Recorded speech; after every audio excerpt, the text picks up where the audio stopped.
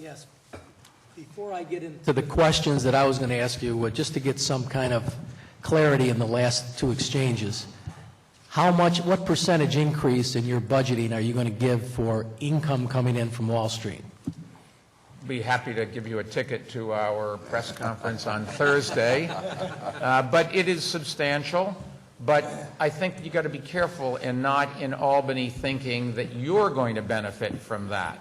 It was pure, the tax revenues that are coming in, and remember we collect our personal income taxes on the same forms and the sales tax together. The difference is we have a property tax and the state does not. But fundamentally, the revenues are coming in where we had thought they would be. We just in our budget had counted on less. You in your budget had counted on more. But the tax revenues are not coming in any different than what we thought. Maybe it's a touch better than what we actually had thought would happen.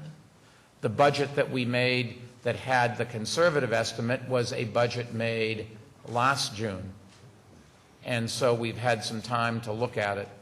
And things are a little bit better. When you talk to restaurateurs, they will tell you, not all, but most, business is a little bit better. When you talk to stores, it is a little bit better. But remember, it's a little bit better off a very low base. And I explained to somebody recently, they had a stock that went from $1 to 5 cents and down 95%. The stock, they said, went up 100% from there. It was still only at 90 cents. It was a revelation. I saw the look in this person's eye. How could that be? And then they kept with a pencil trying to figure it out. So we're working from a lower base, and so a decent percentage increase isn't the salvation to our future. What is good is that we're going in the right direction. We continue to bring crime down in New York City. That is critical to tourism, which funds a lot of New York City and New York State. In fact, while our tourism is down 3.9%, compare that to double digits for every other big city in the country. The number of people working in our city in the tourism industry is higher than it's ever been before because we have 5,000 more hotel rooms. Hotel occupancy is better than last year. A bit at lower rates per room, but we have sold more hotel room nights than we did before. So there's certainly some glimmers of hope. Our great fear is that we will raise taxes and drive people out of the city, or that this country will, instead of helping an industry that we need, hurt the industry, no matter how well-intentioned they're trying to be. So the message is wait till Thursday to get that information. The message is we'd be happy to have you come on Thursday. I'll get you a front row seat. But in seriousness, all I'm trying to do, I understand the importance of conservative budgeting, but just to get a better feel of what it's going to look like, hopefully in state revenues as well. You know, the thing that's interesting is I'm listening to you talking about being treated fairly, New York City being treated fairly. It's interesting to me that the only bills that ever come up to separate the state, New York City, a new state, and the rest of the state, another state, are from upstate New York. So the same perception appears to be as far as upstate counties with respect to New York City. And obviously we've got to work so that we're making it fair for everybody. And a couple of things that came out last year that I've been following concerning monies that are spent substantially greater in New York City, I think are pretty instructive. The one area that I keyed in on was personal care dollars. And the charts that we were given last year in $207 is that year 2007 dollars was that personal care dollars for Medicaid from the state were $1.9 billion to New York City.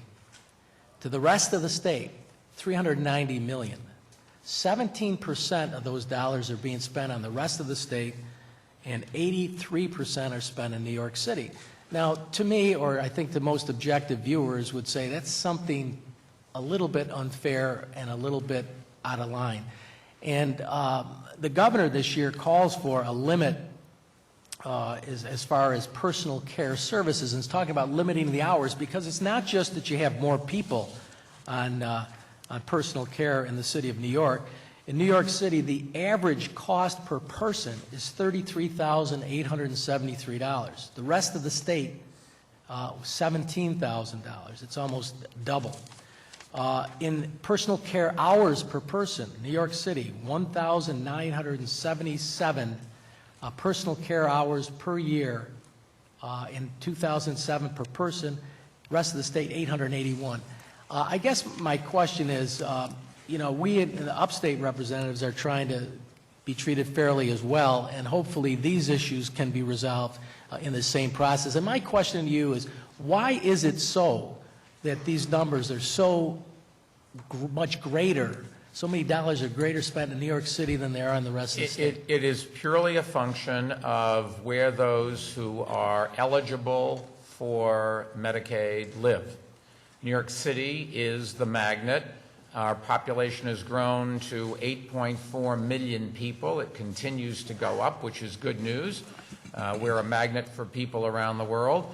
We also have a disproportionate percentage of those in the state who need medical care and don't have the ability to pay for it. We have a disproportionate percentage of those special ed kids, the same thing for education. And if you just allocate funds based on where the number of people that need Medicaid live, that would be fair, and an adjustment for the cost of living, since it obviously costs a lot more to provide services in big cities than small cities. Let me also say that in all fairness to upstate, they never, ever pass a law, ask to have a law passed that would penalize New York City. Only for cities of 1 million population or more. Well, that's a legislative trick. Thank you very much. But I understand what you're saying, but that's certainly, the number of people does not account for the fact that it's double the cost. No, it does not, but let me point out that the city hospitals, HHC hospitals, we have 11 of the best hospitals in the state. Now, there are some good upstate hospitals, in all fairness, and there are some good medical schools upstate. But the bottom line is most of the doctors that treat people around the state have gone to medical school in New York City, an awful lot of them. And we have to pay for graduate medical education. Also, the Medicaid does not reimburse us for the real cost of providing care. So the New York City taxpayer is reaching into his or her pocket and subsidizing HHC so that HHC can pay for the difference between what Medicaid pays and what the city has to, what the actual dollars to provide that care are.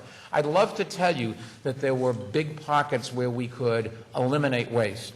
It would be wonderful if we found someplace, a lodge up in the country for doctors to sit around and have a great time and spend money that shouldn't be done. That's not the case. These people work very hard, and there isn't a lot of waste, and there isn't a lot of fraud.